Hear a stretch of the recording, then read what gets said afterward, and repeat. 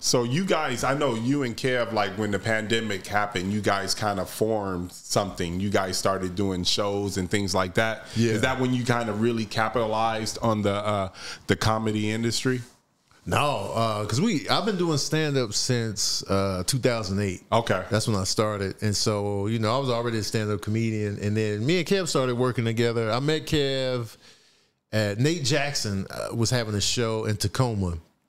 Super funny comedy show. I met him there. I saw Kev go up. And this was like probably, what year was this? I can't remember. It was years ago, though. And I was like, man, I like this guy. And so then Kev started working for All Def Digital. And he would bring me in for sketches. The first sketch they brought me in was based on my joke about me being scared of clowns. And so they brought me into Dr. Reasons. And so we did that. And so then he brought me in for like this show, 2-Minute Drill, where I talk about sports. And then, you know, he was keeping me afloat, not realizing like, you know, these little, because I'm living off of comedy at this time. And I already know comedy, you don't make no money when you get on stage. Not. You get $50, $70. I'm like, rent in LA is ridiculous. That's a good night in LA if you get 50 to 75. Like, comedy doesn't pay well in LA. Right. New York, you make more money because you can hit multiple stages and they always paying. The Hollywood comedy scene, they be like, hey, exposure. You know what I'm saying? So it's like you getting 25, 30, you getting gas money. How do you pay your rent during those times when you trying to be an up and coming comedian? You got to have something else. What did you have? So I had I was married. I was married from 2003 to 2012. So I started in 2008. So, you know, I was already just married and I was working this job. I was an inventory specialist. Basically, we went to different stores and counted the inventory.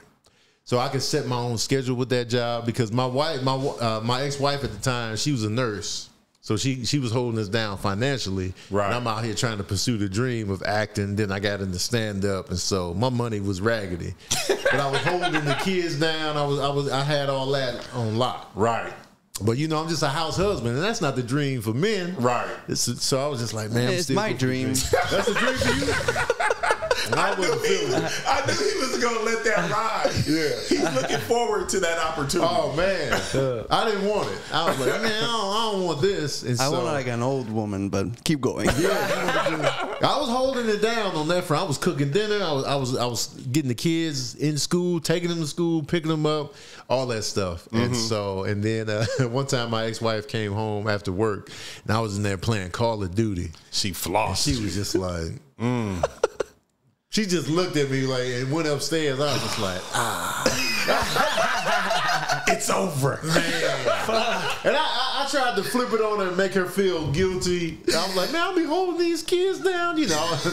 I was like the jilted housewife. I'll be doing all this for you. I'll be cooking you meals, and you gonna do this to me. And then I was like, but she right though. And so I got that job, inventory specialist. And then once I started doing stand up, I was just like, and once I started, I didn't do nothing else. I was hitting comedy clubs every night, doing open mics, doing whatever open mic I can get my hands on. I was doing bringer shows. I was doing comedy competitions. Did it start affecting your relationship? Or she wasn't tripping that you was hanging out? I was going like a lot. I was going a lot because, you know, I would have to leave the house at night. So like, you know, the open mic is at 6. Right. I'm leaving at 6, you know, and if I'm hitting multiple stages, I don't get home until late. And so, and then, you know, we hanging out, we talking, we at Denny's, you know what I mean? And so my boys were just like, man, you always gone, Dan. And I was just like, well, I gotta, and I looked at it as, you know, we came out here for this.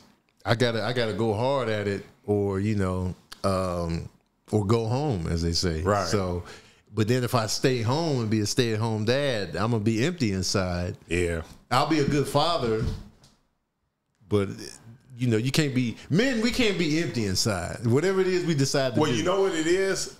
We don't want to ever see that look again.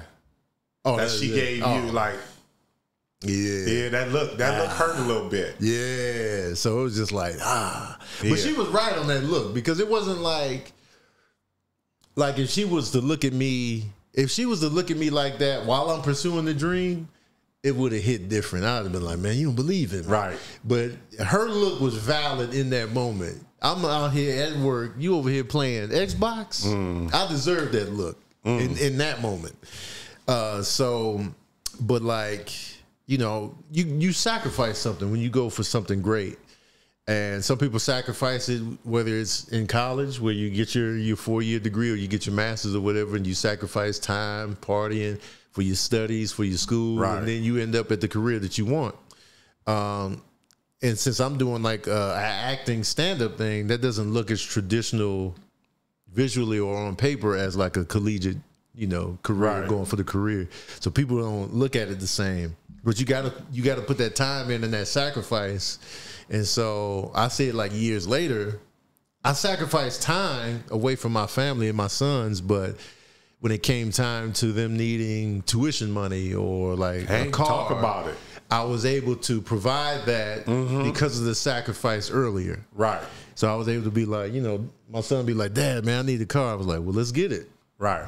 And so without that sacrifice on the early end, I wouldn't have been able to, you know, chip in where it was. So, yeah. Could have got him a car in the video game. Right. Yeah, let's log in. Get you one of these cars on this Call of Duty. Yeah, get you on GTA. GTA, we just steal a car. And we ride together. It's just now since she's your ex-wife now, and I'm not. Is she super proud of you, or is she upset that she didn't get the benefit of who you sense become? That she's proud. Oh, okay, yeah, that's for dope. Sure. Yeah, because we are really cool. We got a great relationship. She remarried, and me and her husband are super. Was you at the wedding? No, I didn't go to the wedding. They did a wedding. It was like a quick wedding in Vegas. Oh, okay. Yeah, my sons were there, but I wasn't at the wedding. But we're like super cool. You know what I mean? His name is Tony as well. We got the same first and middle name. Wow. Yeah. So, but yeah, like I know she's proud. Like, you know what I'm saying? That's dope. Absolutely. And so I appreciate her. Like she wanted me to come out.